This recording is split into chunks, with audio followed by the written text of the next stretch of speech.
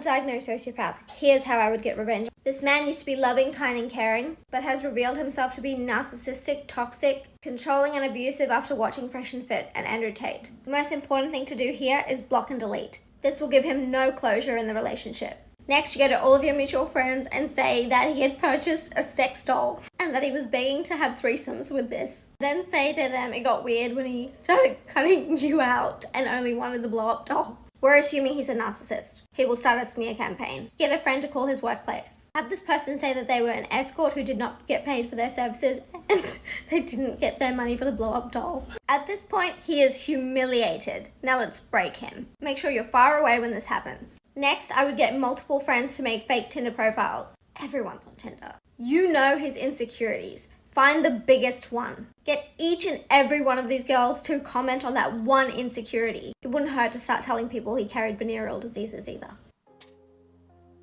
I don't know where I should start here. This is vicious. This is bordering on art. This is some type of artistic life destruction. Alright, we can make excuses for her, yeah? She's a self-proclaimed sociopath. But there are a couple of lessons that we can still take from her. And more importantly, I want you guys to see the comments. I want you to see the comments from women, the over 100,000 subscribers that she has on YouTube. No doubt majority women. It's one thing saying that I'm mentally ill, I'm a sociopath. Okay, how about the rest of you? What's your excuse? You wouldn't admit to being a self-labeled sociopath. At least she's mentally ill. What's your excuse? The most important takeaway I want you to take from that video is, never mind all of the artistic psychological warfare that this woman comes up with and creates, but it's the insecurities part. Do you know how many women think like this?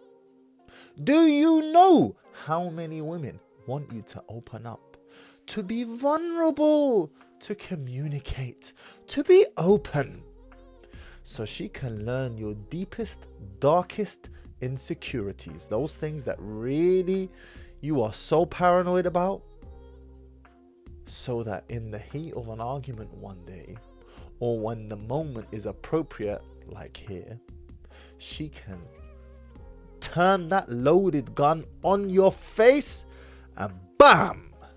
Shoot you right in the head. Whenever you open up to your woman in this way, just know you are handing her a loaded gun. Trust me when I say I have seen the most religious, mashallah, sisters in the community, the Muslim community. They are leading halaqat, they wear niqab, and they will use these tactics and tricks against you. Now I will say there are some good women out there, some good women who, if you were to share your insecurities with them, and I absolutely do not recommend this, they will not use it against you. However, they are a minority. They are few and far between. So it's better off that you just forget that I said that. It's better off. I've experienced both, by the way, both kinds. And the majority of women will absolutely use your insecurities against you if they feel it's a fitting time for it. If she wants to hurt you, you've hurt her in some way, or she feels, and keyword there, feels as though you've hurt her, and now she wants to hurt you back. And what better way to hurt you than with your most insecure insecurities that you shared with her in a moment of vulnerability? Give me strength. So before I show you these comments, and the comments are more disturbing, more worrying, more concerning than the video itself, because this woman is a bit cuckoo. She's admitting it. She's clearly cuckoo. She's not the problem. Believe me, she's not the problem. If she's mentally ill, she's mentally ill, bruv. The pen is lifted. It's the comments that concern me. The functional, quote unquote, members of society who are agreeing, who are applauding, who are taking on this narrative and thinking, yeah, this is amazing advice.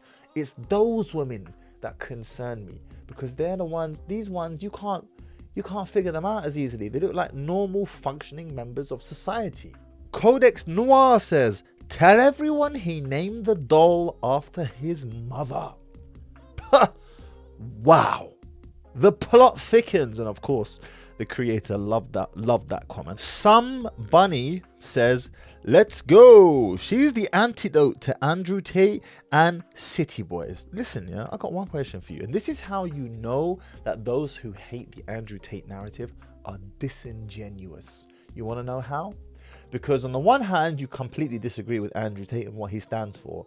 But then you are applauding the opposite extreme, if that's what it is. And that's an insult, by the way, to Andrew Tate's narrative, because it is not the opposite extreme.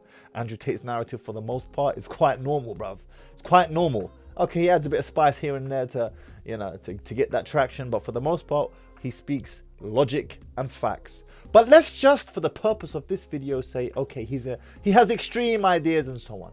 So then the opposite of extreme is what? It's this psycho here. This psycho biatch here, which is also extreme. But that extreme is okay. That's how you know the Andrew Tate haters, those who criticize his narrative, are disingenuous in the first place. You don't care about facts. You don't care about what's truth, the right thing to do. You just care about having your way by hook or by crook. Now, if you understand, finally, akhiran, why you should do your utmost to not express your insecurities to your woman, then do your boy a solid and elbow the like button, bruv. Blackthorn Slow says, this cracks me up and I feel horrible about that. I'm not a sociopath. Of course, we have to preface what I'm about to say. I'm not, but, bruv, everything before but is bull, S-H-I-T, B-S. Everything before but is bullshit. I'm not a sociopath, but once when the couple next door were monstrous to me, I became very tempted to go to the town the husband worked and mail a sexy little card to their house, thanking him for the afternoon delight. His wife gets the mail. I haven't done it yet. You know that saying, hell hath no fury like a woman scorned?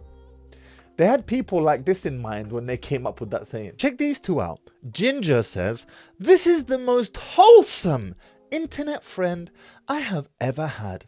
Lol, get it, girl? And Cassie right underneath her says, you are the living proof that sociopaths can be useful to society. Allahu Akbar. Salli ala nabi alayhi salatu wassalam. You know when the Prophet ﷺ, he came down from the mountain after first receiving revelation from Angel Gabriel, Angel Jibreel alayhi salam, and he was very scared and shaken. And he went to his wife Khadija radiallahu anha and he said to her, Zammiluni, Zammiluni, cover me, cover me. He was scared, shaking. This was a moment of weakness for the Messenger of Allah. You could say this was a moment of, I don't want to use the word insecurity, it feels inappropriate, but certainly a moment of weakness. He was shaken. He was disturbed. A moment of weakness. But his wife was Khadija radiallahu anha, handpicked by Allah to be his wife for that matter. Are there women out there who would respond in such a way and not use your moments of weakness against you? Absolutely. I have no doubt about this. There are good women out there, no doubt.